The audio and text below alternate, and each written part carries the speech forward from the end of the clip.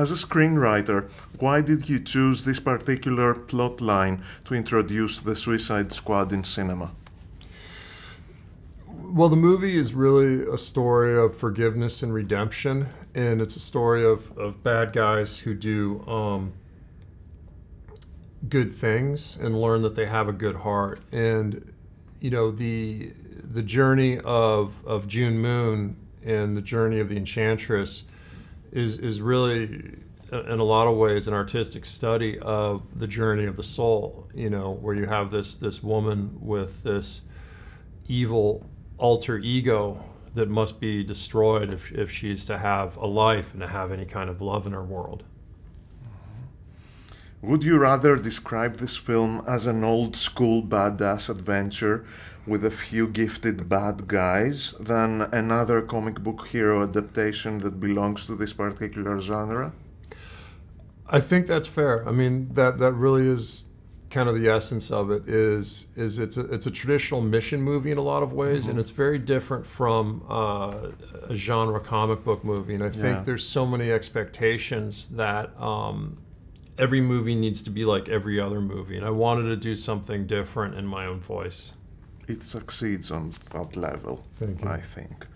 What's with all this violence from the movie critics against the film?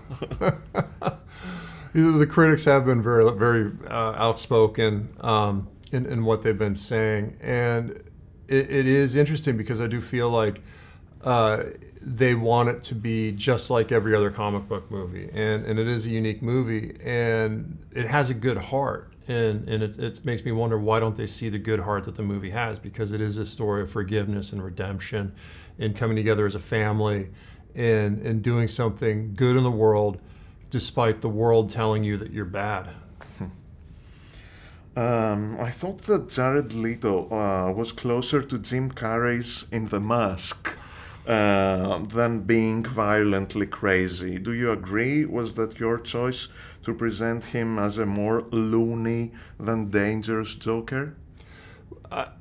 When I watch the film, I really see the Joker, and the essence of the Joker, and going back to, you know, the very first Joker comic, which was 1941 or 42.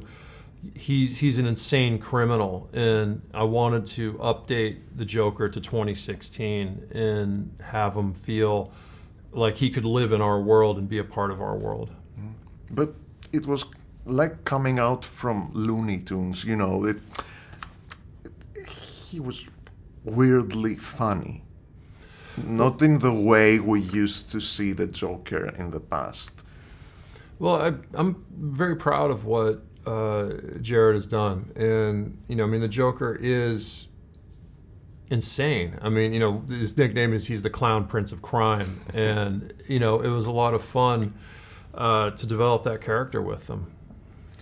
And do you feel that the studio promoted correctly this film in an aggressive way, similar to Deadpool?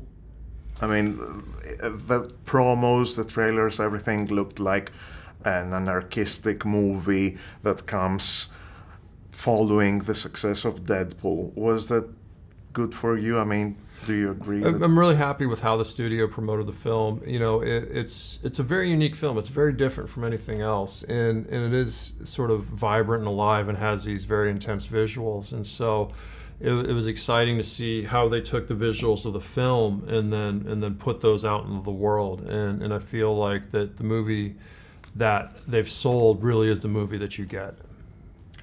The worst of the worst. I can't wait to show you my toys. Let's do something fun.